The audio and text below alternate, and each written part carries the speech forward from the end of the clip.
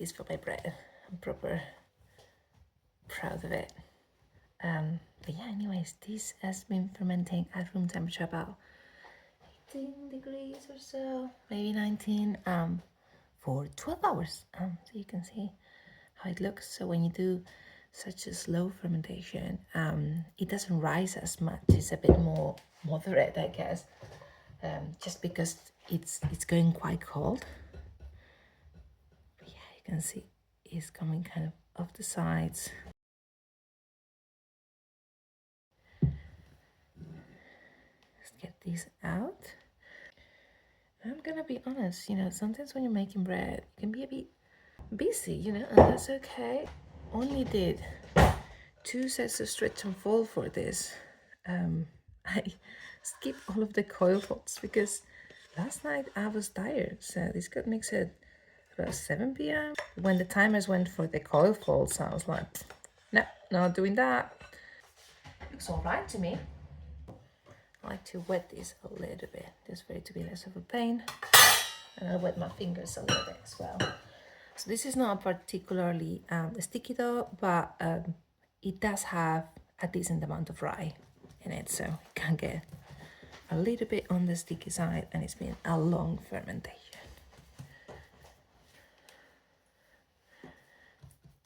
We can get these guys folded in kind of gently. I don't want to degas it massively. It doesn't matter if it's messy, always comes together. You see? There's that. And again, I have tried the pre-shaping and shaping. Never noticed a big difference. I generally think this is just something that maybe becomes more important if you're doing an insanely high hydration. This is 80%, but I am using whole wheat flour as part of the flours I'm using. And the bran from the wheat absorbs water like nothing else. So I'm using a little bit of rice flour.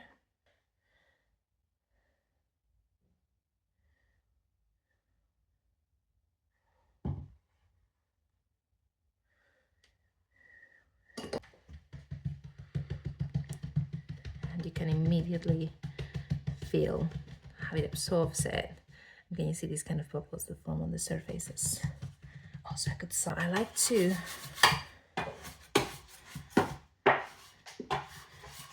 get another couple of hours of proving on the counter, maybe 1.5, 2 hours, but I am going to work today. So what I do is my husband works from home, and I'll ask him, sorry Brett, I'll ask him to transfer them into the fridge when they're ready. And now here, you can leave it as it is. I find it satisfying to just pull it in. Now, if you add the flour before you do this, it'll be a nightmare to stick. So it's nicer if you don't have the flour just yet. You just kind of increase a little bit more the tension of the surface. The whole point of this process is to have a really nice and tense surface. So when it's growing, because this is going to rise even more,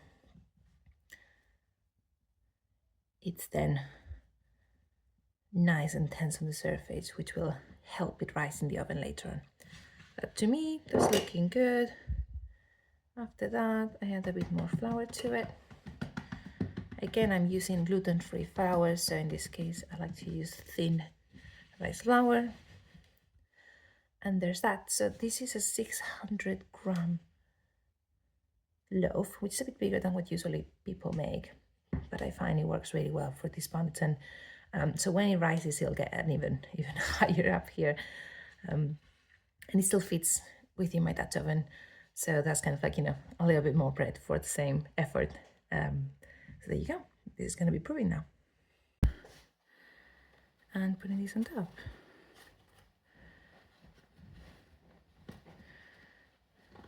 I'm going to make sure that it has enough room to rise. There you go. You can probably leave it open. I oftentimes leave it open, but I usually try to put like a cloth on top. All right, this has been fermenting all day in the fridge. So, oops, sorry. too many layers. So you can see it's probably got a tiny bit over. It's kind of trying to escape the banneton. I'm sure we can make it work. I like to use one of these, and my oven is already nice and hot, so we just need to get this out. Boom. Yeah, it's probably gonna spread a bit.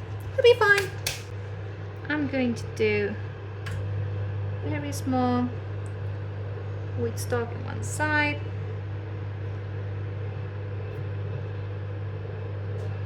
another one on the other side, and for a change, I'm thinking I'm going to cut it in the very center. Yeah, just for something different.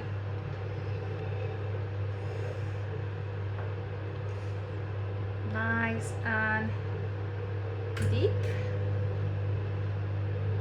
So just going through it a few times. So into the Dutch oven this goes. Boop. Now we just need to bake this. Ta-da! It's looking. There you go. Definitely a little bit overproof, but hopefully it will be very tasty and the decorations look pretty. Happy baking!